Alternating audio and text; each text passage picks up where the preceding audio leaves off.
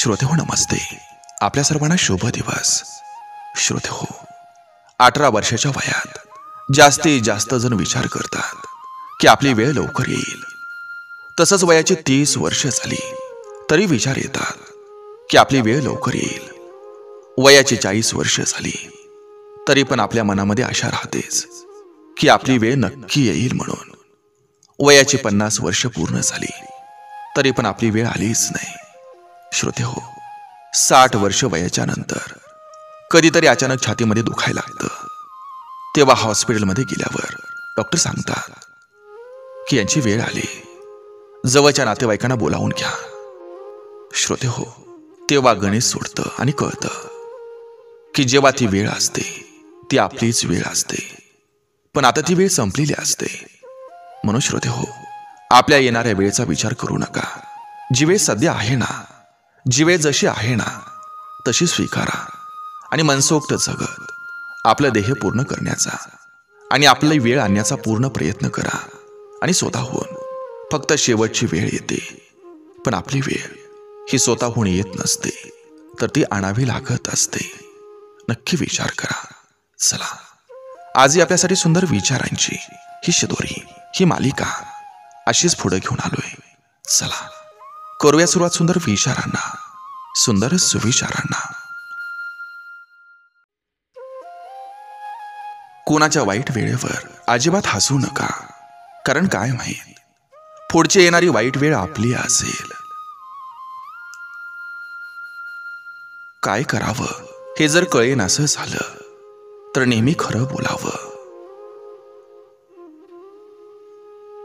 भूतकाळ हा कधीच मरत नसतोय, तो फक्त लपवला किंवा दाबला जातो.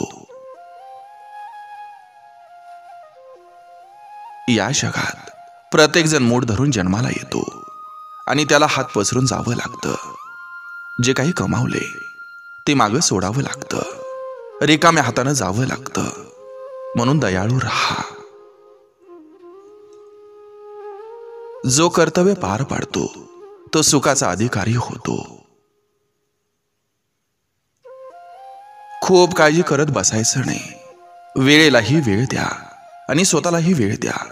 जे होईल ते चांगलंच होईल. स्वतःची ओळख ही स्वतः तयार करा.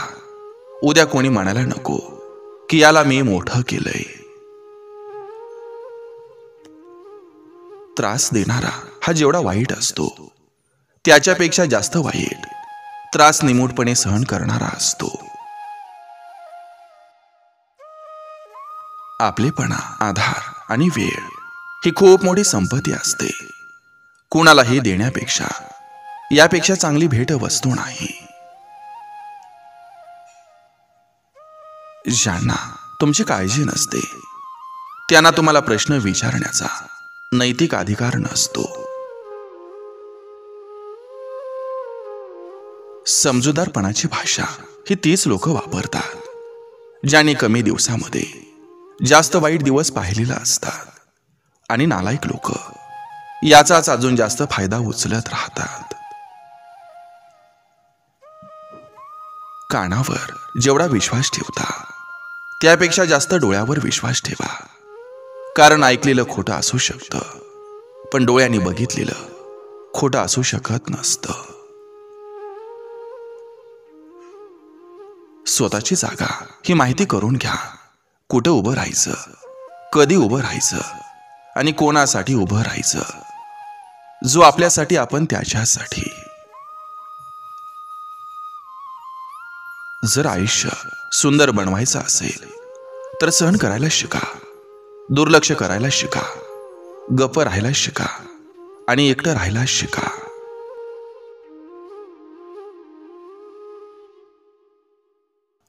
कधी कधी आपल्या तोंडावर आपलं कौतुक करतात आणि चार चौघात आपल्यालाच नावं ठेवतात.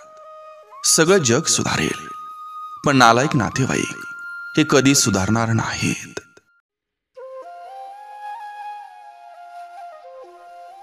जेव्हा वेळ आणि नशीब हे खराब असतं तेव्हा खूप सहन करावं लागतं.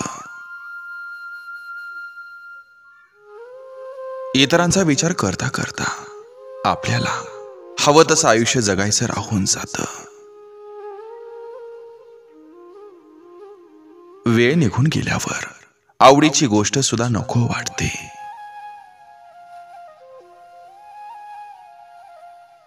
स्वतःच्या वेदना स्वतःपेक्षा जास्त कोणी समजू शकत नाही.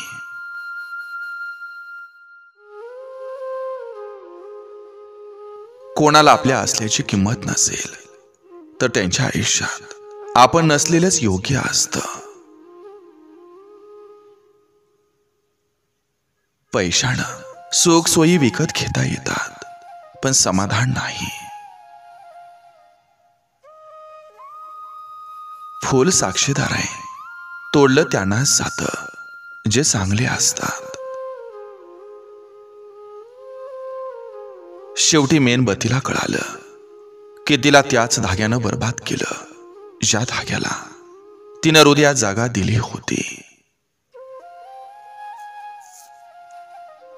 जिवंतपणे मरण पाहायला मिळतं कोणावर तरी खरं प्रेम केल्यावर. आपल्या आवडत्या व्यक्तीसाठी प्रचंड प्रामाणिक असतो आपण.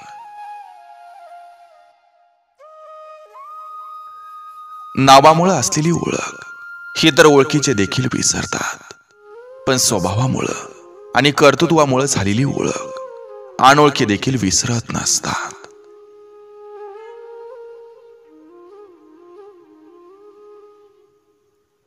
स्वतःची सुद्धा काही तत्व असावीत आणि त्या तत्वांशी स्वतः प्रामाणिक असावं.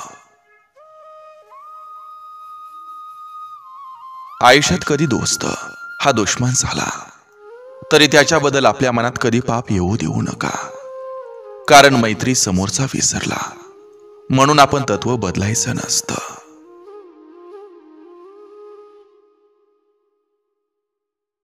वेळेनुसार वस्तू बदलता येते, पण मनात खोलवर रुजलेली व्यक्ती कधीच नाही बदलता येत. माणसाकडे पैसा, प्रसिद्धी, सुंदरता, अहंकार आणि गर्व या गोष्टी कितीही प्रमाणात असू द्या, पण त्यांची लायकी त्यांच्या स्वभावातून समजत असते.